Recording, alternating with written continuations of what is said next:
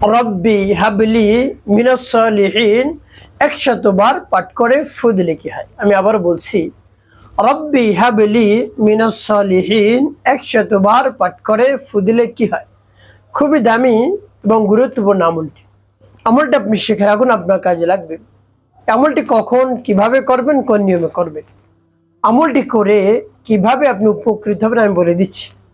বিস্তারিত জানার জন্য, আমলটি শিখে রাখার জন্য ভিডিওটি না টেনে না কেটে ধৈর্য এবং মনোযোগ সহকারে শেষ পর্যন্ত আপনি দেখতে থাকুন, তাহলে সঠিক নিয়মে আপনি আমলটি করতে পারবেন। আর যদি টেনে টেনে কেটে কেটে দেখেন, তাহলে দেখা যায় অনেক জায়গায় বাদ পড়ে যাবে, আপনি সঠিক নিয়মে আমলটি করতে পারবেন। প্রিয় ভাই বোনেরা, আমলটি করে যখন আপনি উপকার পাবেন, লাভবান হবেন, তখন আপনি আনন্দিত হয়ে যাবেন।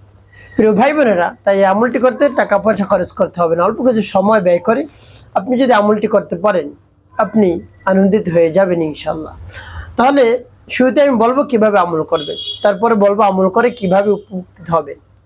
চলুন কিভাবে আমলটি করতে হয়। শুরুতে কোন কাজ করতে হবে আপনাকে আমলটি করার ক্ষেত্রে? উত্তম রূপে পবিত্রতা অর্জন করতে হবে, উত্তম পোশাক পরিধান করতে হবে, এরপর কিবলামুখী হয়ে বসতে হবে। বসে সর্বপ্রথম কি পাঠ করবেন? জীবনের গুনার কথা স্মরণ করে ক্ষমা প্রার্থনা করবেন, আস্তাগফিরুল্লাহ আস্তাগফিরুল্লাহ আস্তাগফিরুল্লাহ, বা পূর্ণ ইস্তিগফারটি আপনি পাঠ করতে পারেন। আস্তাগফিরুল্লাহ রাব্বি মিন কুল্লি যামবি ওয়া আতুবু ইলাইহি লা হাওলা ওয়ালা কুওয়াতা ইল্লা বিল্লাহিল আলিয়্যিল আযীম। এবং যখন ইস্তিগফার পাঠ করে হয়ে যাবে, এরপর 3 বার দুরূদ শরীফ সাল্লাল্লাহু আলাইহি ওয়াসাল্লাম সাল্লাল্লাহু আলাইহি ওয়াসাল্লাম সাল্লাল্লাহু আলাইহি ওয়াসাল্লাম ইস্তিগফার দুরূদ শরীফ যখন পাঠ করে হয়ে যাবে, এরপরে আপনি সেই দোয়াটি পাঠ করবেন। যখন পাঠ করবেন, আল্লাহ রাব্বুল আলামিনের কাছে মনে মনে বলবেন, হে আল্লাহ, আমার আমলকে, আমার সময়কে কবুল করুন। যে সমস্যা সমাধানের জন্য আমলটি করতেছি, সেই সমস্যা আপনি সমাধান করে দেন। এভাবে আল্লাহ রাব্বুল আলামিনের কাছে বলবেন। এরপরে আপনি কি করবেন? এরপরে আপনি সেই দোয়াটি পাঠ করবেন। দোয়াটি পাঠ করে পরবর্তী কি করবেন, কোন উদ্দেশ্যের জন্য দোয়াটি পাঠ করতেছেন বলে দিচ্ছি, আগে দোয়াটি বলে নেই। বিসমিল্লাহির রাহমানির রহিম।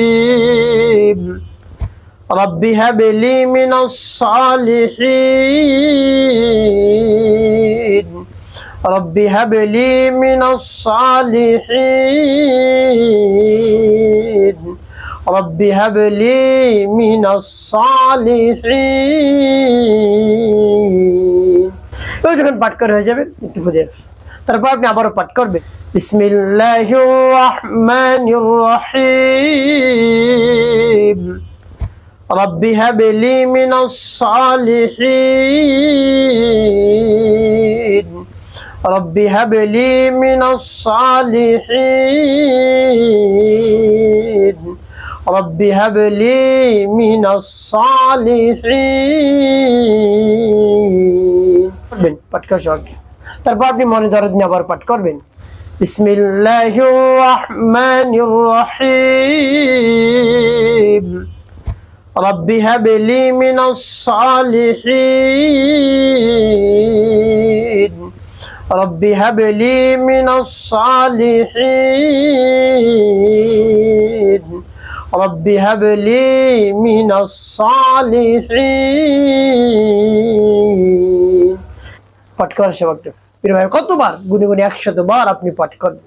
শেষে 3 বার দুরূদ ইব্রাহিম পাঠ করবেন। আল্লাহুম্মা সাল্লি আলা মুহাম্মাদ ওয়া আলা আলি মুহাম্মাদ কামা সাল্লাইতা আলা ইব্রাহিম ওয়া আলা আলি ইব্রাহিম ইন্নাকা হামিদুম মাজিদ। আল্লাহুম্মা বারিক আলা মুহাম্মাদ ওয়া আলা আলি মুহাম্মাদ কামা বারাকতা আলা ইব্রাহিম ওয়া আলা আলি ইব্রাহিম ইন্নাকা হামিদুম মাজিদ। আল্লাহুম্মা সাল্লি আলা মুহাম্মাদ ওয়া আলা আলি মুহাম্মাদ কামা সাল্লাইতা আলা ইব্রাহিম وعلى آل إبراهيم إنك حميد مجيد. اللهم بارك على محمد وعلى آل محمد كما باركت على إبراهيم وعلى آل إبراهيم إنك حميد مجيد. اللهم صل على محمد وعلى آل محمد كما صليت على إبراهيم وعلى آل إبراهيم إنك حميد مجيد. اللهم بارك على محمد وعلى آل محمد كما باركت على إبراهيم وعلى آل إبراهيم إنك حميد مجيد. اللهم صل على محمد وعلى آل محمد كما صليت على إبراهيم وعلى آل إبراهيم إنك حميد مجيد. اللهم بارك على